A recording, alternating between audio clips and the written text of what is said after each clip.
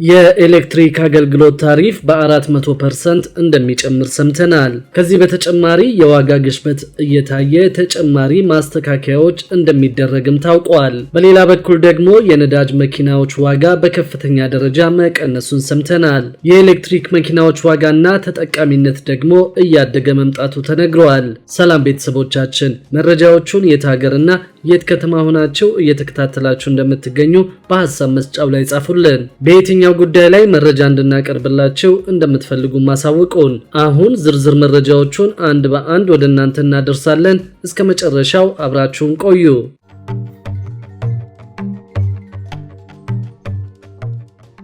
ከ3 ዓመታት በኋላ የኤሌክትሪክ አገልግሎት ታሪፍ በ400% እንደሚጨምር ሰምተናል። የውሃና ኢነርጂ ሚኒስቴር፣ የኢትዮጵያ ኤሌክትሪክ ኃይል፣ የኢትዮጵያ ኤሌክትሪክ አገልግሎት፣ የነዳጅና ኤነርጂ ባለስልጣን፣ በኢትዮጵያ የዴንማርክ ኤምባሲና የኢነርጂ ስተርልሰን የጋራ ጥምረት ውጤት የሆነው በቅርቡ ይፋ የሆነው ሁለተኛው የኢትዮጵያ ኢነርጂ ምልከታ ሪፖርት በፈረንጆቹ በ2028 በኢትዮጵያ የኤሌክትሪክ አገልግሎት ታሪፍ ጭማሪ በትንሹ 400% እንደሚሆን አመላክቷል። የ400% የታሪፍ ጭማሪ ይደረጋል ተብሎ የሚጠበቀው የኢትዮጵያ ኤሌክትሪክ አገልግሎትና የኢትዮጵያ ኤሌክትሪክ ኃይል መንግስትንና የነዳጅና ኤነርጂ ባለስልጣንን በማማከር በፈረንጆቹ ከ2024 እስከ 2028 ባሉት ዓመታት የኤሌክትሪክ ታሪፍ ደረጃ በደረጃ ጭማሪ እንደሚያሳይ ይፋ ባደረጉት መሰረት እንደሆነ ሪፖርቱ ያሳያል። ይህ የታሪፍ ማስተካከያ የኢትዮጵያ ኤሌክትሪክ ኃይል የሚያወጣውን ወጪ የሚመጥን ገቢ መሰብሰብ እንዲችል የሚያግዘው እንደሆነ ሲጠበቅ፣ ለኢትዮጵያ ኤሌክትሪክ አገልግሎት ደግሞ የተረጋጋ የፋይናንስ ሁኔታ እንዲጠናከርና አቅሙን እንዲያሳድግ በማድረግ የብሔራዊ የኤሌክትሪክ መስመር ወይም ግሪድ የማስፋፋትና የመቆጣጠር ተግባሩን በበቂ ሁኔታ እንዲወጣ ያስችለዋል ተብሏል። የኤሌክትሪክ ኃይል አቅርቦት ደህንነት ላይ መሻሻሎች እንዲቀጥሉ፣ የተመረተውን ኃይል ወደ ኤሌክትሪክ መለወጥ እንዲፋጠን የታሪፍ ጭማሪው አስፈላጊ መሆኑን ሪፖርቱ ያስረዳል። የኢትዮጵያ ኤሌክትሪክ ኃይልን የፋይናንስ ጫናን ለማቃለልና አቅሙን ለማጠናከር ሲባል ከዕዳ ውስጥ ከፍተኛው ድርሻ ወደ ዕዳና ንብረት አስተዳደር ኮርፖሬሽን እንደተላለፈለት የጠቆመው ሪፖርቱ ለኃይል ዘርፍ የፋይናንስ መረጋጋት ወጪን ያማከለ ታሪፍ ማግኘት አስፈላጊ መሆኑን አክለዋል። የታሪፍ ማስተካከያ እቅዱ ትልቅ እርምጃ ተደርጎ መወሰዱን የሚያመላክተው ሪፖርቱ የዋጋ ግሽበት እየታየም ተጨማሪ ማስተካከያዎች እንዲኖሩ እንደሚያደርግ ይጠቅሳል። እያደገ የሚሄደው የታሪፍ ጭማሪ በዝቅተኛ የኑሮ ደረጃ በሚገኙ ተጠቃሚዎች ላይ ተግዳሮቶችን ሊፈጥር እንደሚችል የሚጠቁመው ሪፖርቱ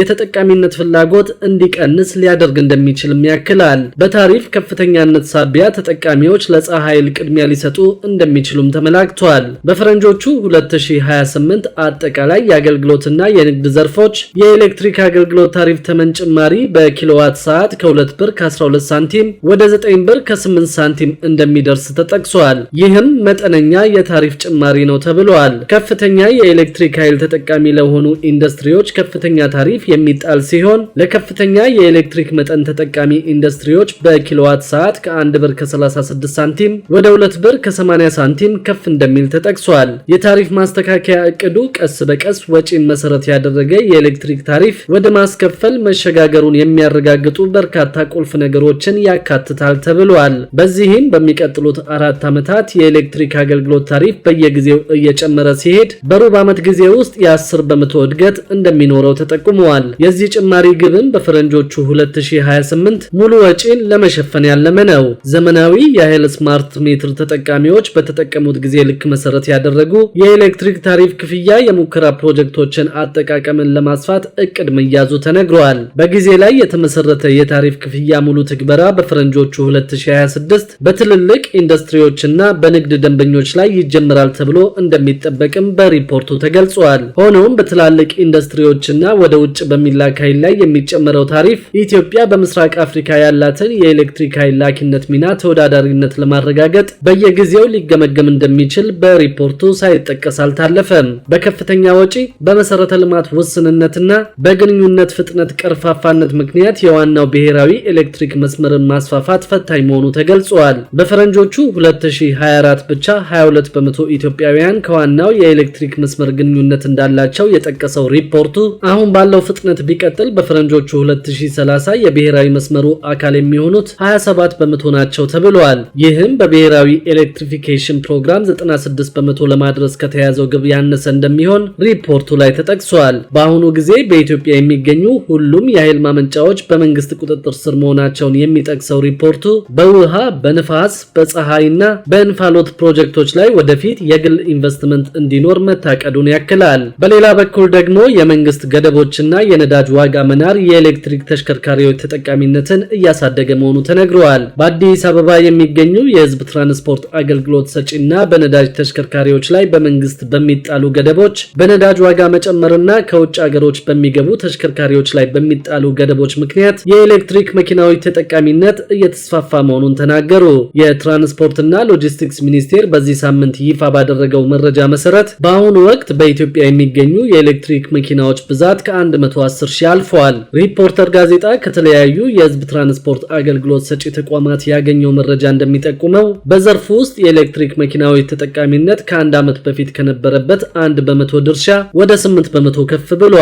ለዚህም ዋነኛ ገፊ ምክንያቶች ሆነው የቀረቡት መንግስት በአሁኑ ወቅት ለነዳጅ ግዢ በዓመት የሚያወጣውን $5 ቢሊዮን ዝቅ ለማድረግ እንዲሁም ደግሞ በሀገር ደረጃ ከነዳጅ ጥገኝነት ለመላቀቅና ከተሽከርካሪ የሚወጡ በካይ ጋዞችን ለመቀነስ በሚል የኤሌክትሪክ መኪናዎችን ቁጥር ለማሳደግ እያደረገ ባለው እንቅስቃሴ በነዳጅ ተሽከርካሪዎች ላይ እያደረጋቸው ያሉ የተለያዩ ገደቦችና የነዳጅ ዋጋ መናር እንደሆነ ተነግሯል። መንግስት በሐምሌ ወር 2016 ዓ.ም የነዳጅ ኃይል የሚጠቀሙ ተሽከርካሪዎች ወደ ኢትዮጵያ እንዳይገቡ በመከልከሉ ምክንያት የኤሌክትሪክ መኪናዎችን ተጠቃሚነት ለማስፋፋት የተለያዩ የህግ ማዕቀፎች ሲዘጋጁ ቆይተዋል። በዚህም መሰረት በሚያዝያ ወር 2017 ዓ.ም የትራንስፖርትና ሎጂስቲክስ ሚኒስቴር በነዳጅ የሚሰሩ ተሽከርካሪዎች ወደ ሀገር ውስጥ እንዳይገቡ በተጣለው ገደብ ባለ 2 እና ባለ 3 እግር ተሽከርካሪዎች ወደ ሀገር ውስጥ እንዳይገቡ መወሰኑን ማስታወቁ ይታወሳል። የኤሌክትሪክ መኪናዎችን ከሚያበረታቱ የህግ ማዕቀፎች ትግበራ ባሻገርም ሪፖርተር ያነጋገራቸው የህዝብ ትራንስፖርት አገልግሎት አሽከርካሪዎች በዘርፉ ትርፋማ ለመሆን ከመቻልና ከነዳጅ ወጪ ጋር አያይዘው እንደሚመለከቱት ገልጸዋል። መስፍን ታደሰ የተባሉ በህዝብ ትራንስፖርት አገልግሎት አቅራቢ ድርጅት ስር ተመዝግበው በግል መኪናቸው አገልግሎት የሚያቀርቡ ሪፖርተር ያነጋገራቸው አሽከርካሪ በቤንዚን የሚሰራ መኪናዬን የሸጥኩት ከህግ ባሻገር በቀን ከ1000 ብር በላይ የማወጣበት ጊዜ እየበዛ መሆኑን ስመለከት ነው ብለዋል። ያገለገሉ ተሽከርካሪዎችን የሚሸጡ ድርጅቶች የሽያጭ ሰራተኞች በበኩላቸው በነዳጅ የሚሰሩ መኪናዎች ተፈላጊነትና የሚያወጡት ዋጋ ዝቅ እያለ መምጣቱንና በተቃራኒው የኤሌክትሪክ መኪናዎች ተፈላጊነት ማደጉን ገልጸዋል። በዚህም እስከ 2.2 ሚሊዮን ብር ድረስ ያወጡ የነበሩ የነዳጅ መኪናዎች አሁን ከ1.8 ሚሊዮን ብር ባነሰ ዋጋ እየተሸጡ መሆናቸውን፣ በሌላ በኩል ግን በፈረንጆቹ 2023 ምርት የሆኑ የኤሌክትሪክ መኪናዎች ዋጋ እስከ 2.8 ሚሊዮን ብር ድረስ መሻገሩን ገልጸዋል። ደረጀ ኃይሉ የተባሉ የሽያጭ ሰራተኛ በአሁኑ ወቅት በነዳጅ የሚሰሩ ተሽከርካሪዎችን መሸጥ ከባድ እየሆነ ነው፣ ብዙዎች የኤሌክትሪክ መኪናዎችን እየመረጡ ነው፣ ዋጋቸውም ፈላጊውም እኩል ነው ከፍ እያለ የመጣው ብለዋል። የኤሌክትሪክ መኪናዎች ተፈላጊነትም ሆነ በገበያ ውስጥ ያለው ስርጭት ከፍ እያለ ሲመጣ ቻርጅ የማድረጊያ ስፍራዎች መሰረተ ልማት እጥረት አሳሳቢ እየሆነ ነው። ይሁንና እንደ ኢትዮ ቴሌኮም እና የኢትዮጵያ ኢንቨስትመንት ሆልዲንግ ያሉ ቁልፍ ተቋማት ክፍተቱን ለመሙላት እየተንቀሳቀሱ መሆናቸውን አሳውቀዋል። ኢትዮ ቴሌኮም በየካቲት ወር 2017 ዓ.ም በአዲስ አበባ ከቦሌ ወደ መገናኛ በሚወስደው መንገድ እስከ 32 ተሽከርካሪዎችን በአንድ ጊዜ ቻርጅ ማድረግ እንዲችሉ የሚያስችል ማዕከል ስራ ማስጀመሩ ይታወሳል። በሌላ በኩል ደግሞ የመንግስት ዩኒቨርሲቲዎች ለቋሚ የስራ ቅጥር መደቦች የቀን ሰራተኞችን በመቅጠር ከ60 ሚሊዮን ብር በላይ ከህግ ውጪ ክፍያ መፈጸማቸው ተገለጸ። የመንግስት ተቋማት ያልተጠቀሙበት ከ14 ቢሊዮን ብር በላይ በጀት ተመላሽ መሆኑም ተገልጿል።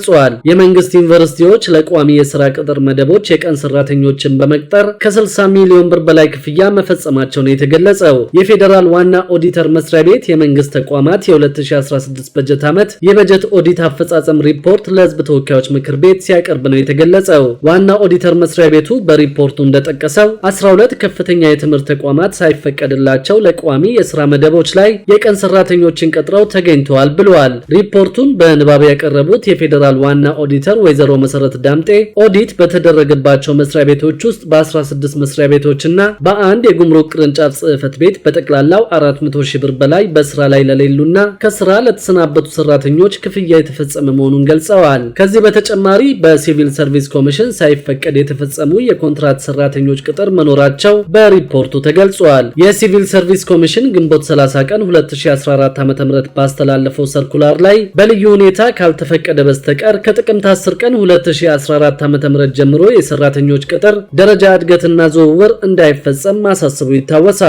ይሁን እንጂ ባስተላለፈው ሰርኩላር መሰረት መፈጸሙን ለማረጋገጥ ኦዲት ሲደረግ በ8 መስሪያ ቤቶችና በአንድ ቅርንጫፍ ጽህፈት ቤት በጠቅላላው 24 ሚሊዮን ብር በላይ የሲቪል ሰርቪስ ኮሚሽንን ሳያስፈቅዱ በቋሚ የሥራ መደቦች ላይ ሰራተኞችን በኮንትራት በመቅጠር ክፍያ የፈጸሙ መሆናቸውን ማረጋገጡን ዋና ኦዲተሯ ለምክር ቤቱ አቅርበዋል። በሲቪል ሰርቪስ ኮሚሽን ሳይፈቀድ የኮንትራት ቅጥር ከፈጸሙት ተቋማት መካከልም የቅዱስ ጳውሎስ ሆስፒታል፣ ሚሊኒየም ሕክምና ኮሌጅ፣ ሐሮማያ ዩኒቨርሲቲ፣ አዲስ አበባ ዩኒቨርሲቲና የአለርት ኮምፕሬሄንሲቭ ስፔሻላይዝድ ሆስፒታል ከፍተኛውን ድርሻ ይይዛሉ ተብሏል። ክቡራትና ክቡራን የአዲስ ቢዝነስ የዩቲዩብ ቻናል ተከታታዮቻችን ይህንን ቻናል ሰብስክራይብ ሳታደርጉ የምትከታተሉን ከሆነ ቢዝነስና ሌሎች ተያያዥ ጉዳዮችን በተመለከተ አዳዲስ መረጃ ለማግኘት የዩቲዩብ ቻናሉን ሰብስክራይብ በማድረግ ቤተሰብ እንድትሆኑን በትህትና እንጠይቃለን።